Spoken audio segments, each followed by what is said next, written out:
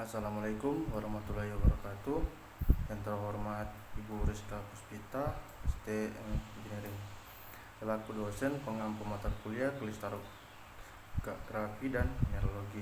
Perkenalkan, nama saya Hidayatullah Usman, Tambok F1211897. Kali ini saya akan menyampaikan beberapa materi tentang kristalografi dan mineralogi dan mendeskripsikan salah satu sistem kristal. Di sini saya akan mengambil contoh mineral, yaitu mineral triforit. Sebelumnya saya akan menjelaskan terlebih dahulu mengenai kristal dan kristalografi. Kristal zat padat homogen, anisotrop, dan tembus air serta menuruti hukum-hukum ilmu pasti sehingga membentuk luar, struktur dalam, dan sifat-sifat susunan bidang-bidangnya mengikuti hukum geometri, jumlah dan kedudukan dari bidangnya tertentu dan teratur. Ciri-ciri kristal permukaan terdiri dari bidang-bidang datar ataupun polider, bidang banyak yang teratur. Nah, kristalografi ilmu yang mempelajari sifat-sifat geometri dari kristal, terutama tentang perkembangan, pertumbuhan, penampakan fisiknya. Sistem kristal terbagi menjadi 7, yaitu sistem isometri, sistem tetragonal, sistem heksagonal, sistem trigonal, sistem ortorombik, sistem monoklin, dan triklin. Nah, kelas simetri terbagi menjadi 3, yaitu 1. Sumbu simetri, 2. Bidang simetri, 3. Titik simetri atau pusat simetri. Nah, sumbu simetri adalah garis lurus yang dibuat melalui pusat kristal, dan apabila kristal tersebut diputar sebesar 360 derajat dengan garis tersebut sebagai poros putarannya, maka pada kedudukan tertentu kristal tersebut akan menunjukkan kenampakan seperti semula. Bidang simetri adalah bidang datar yang dibuat melalui pusat kristal dan membelah kristal menjadi dua bagian yang sama, dan bagian yang satu merupakan pencerminan dari yang lain. Bidang simetri dinotasikan PE4 dengan P plane atau M mirror. Titik simetri atau pusat simetri, titik ini di dalam kristal yang memulainya dapat dibuat garis lurus sedemikian rupa sehingga sisi yang satunya dengan sisi yang lainnya sama, memiliki kenampakan yang sama. Baiklah, seperti yang saya katakan di awal tadi, saya akan mendeskripsikan salah satu contoh mineral, yaitu mineral triforit. Adapun mineral ini termasuk dalam sistem kristal isometrik. Nah, selanjutnya saya akan menentukan unsur simetrinya, dan di sini saya mendapatkan untuk sumbu utama yaitu 3A4. Dari penjelasan kristal ini terdapat 3 sumbu, yaitu sumbu A, B, dan C. Untuk menentukan nilai dari tiap-tiap sumbu, ujung dari sumbu utama yang ingin ditentukan nilainya dipegang kemudian divertikalkan. Contohnya, sumbu A divertikalkan kemudian diputar 360 derajat. Nah, di sini ini kan sumbu A, jadi saya putar searah 360 derajat. Nah, dijumpai 4 kenampakan yang sama. Begitupun dengan sumbu B dan C, sehingga terdapat 3 sumbu bernilai 4. Kita tulis 3A4. Selanjutnya sudut interfasial. Sudut interfasial tidak dituliskan karena pada contoh kristalografi mineral triforit sudah terwakilkan oleh sumbu utama, maka tidak perlu dituliskan. Selanjutnya diagonal atau intermediate. 6A2. Diagonal adalah pertemuan dua bidang kristal selalu disebutkan berpasangan, dan pasangan diagonal selalu bersalingan. Pada bentuk kristal ini terdapat 6 pasang diagonal, yaitu kemudian saat divertikalkan lalu diputar 360 derajat dapatkan 2 kenampakan yang sama, sehingga dapat diteruskan dengan 6A yang sama. 6A2 adalah 6 diagonal bernilai 2. Nah, jadi ini ada 6A2. Jadi ini sini dia 1 2 3 4 5 6.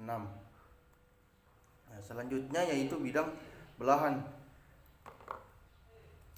Bidang belahan adalah bidang datar yang dibuat melalui pusat kristal dan membagi dua kristal tersebut. Untuk menentukan bidang belahan terdapat 3 cara, yaitu vertikal, horizontal, dan diagonal. Untuk vertikal terdapat 4 bidang belahan. Jadi di sini dia ini satu belahan. Ini 2, sini 3, ini 4. Ini untuk vertikal. Nah, untuk horizontal itu terdapat dia satu bidang belahan. Jadi sini satu bidang belahannya. Nah, untuk diagonal sudah terwakili oleh bidang belahan vertikal. Untuk total bidang belahan yaitu 5 bidang belahan. Kemudian 5 bidang belahan memiliki sifat pencerminan yang ditunjukkan adalah sama dan simetri. Lalu dinotasikan dengan M, maka dapat kita tuliskan sebagai 5M. PC artinya semua bidang belahan melalui pusat kristal. Lalu selanjutnya penentuan kelas simetri. Penentuan kelas simetri didasarkan pada kandungan unsur simetri yang dimiliki oleh setiap bentuk kristal. Ada beberapa cara untuk menentukan suatu bentuk kristal. Yang pertama menurut Herman Maguin. Bagian pertama merangkan nilai sumbu A, B, C. Mungkin bernilai 4 atau 2 dan ada tidaknya bidang simetri yang tegak lurus. Sumbu A tersebut dinotasikan dengan 4/M atau 6/M. Karena didapatkan nilai sumbu C adalah 4, maka kita tuliskan dengan 4/M karena ada bidang simetri yang tegak lurus sumbu C tersebut. Bagian kedua menerangkan sumbu simetri bernilai 3. Apakah sumbu simetri yang bernilai 3 itu juga bernilai 6 atau hanya bernilai 3 saja? Karena tidak didapatkan sumbu simetri bernilai 3, maka saya pada bagian kedua untuk penentuannya maka tidak perlu dituliskan. Bagian ketiga menerangkan ada tidaknya sumbu simetri intermediate diagonal bernilai 2 dan ada tidaknya bidang simetri diagonal yang tegak lurus terhadap sumbu diagonal tersebut. Karena didapatkan sumbu diagonal bernilai 2, maka pada bagian ketiga untuk penentuan kelas simetri menurut Herman Maguin adalah 2/M. Yang kedua itu menentukan kelas simetri. Menurut Toynbee, bagian pertama menerangkan nilai C. Untuk itu ada 2 kemungkinan, yaitu sumbu C bernilai 4 atau bernilai 2. Jika sumbu C bernilai 4 dinotasikan dengan huruf O. Karena contoh berikut kristal yang paling ideal untuk sumbu C bernilai 4 adalah bentuk kristal octahedron. Jika sumbu C bernilai 2 dinotasikan dengan huruf T. Karena contoh bentuk kristal yang paling ideal untuk sumbu C bernilai 2 adalah bentuk kristal octahedron. Karena di deskripsi didapatkan nilai sumbu C adalah 4, maka dinotasikan dengan O besar.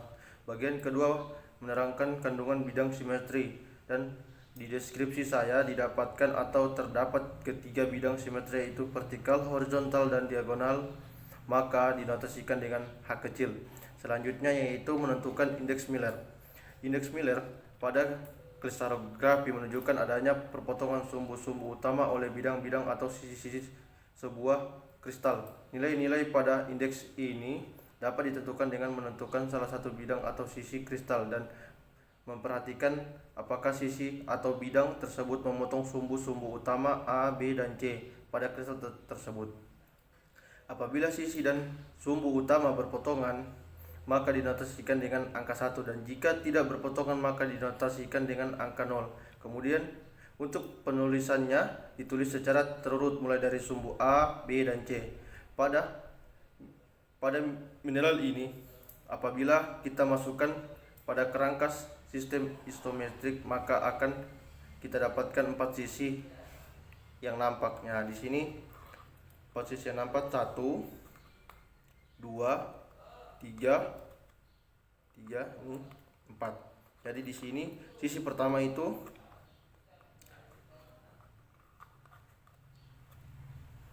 satu, min 1, 1. Sisi 2, 1, 1, 1. Sisi 3, 1, 1, min 1.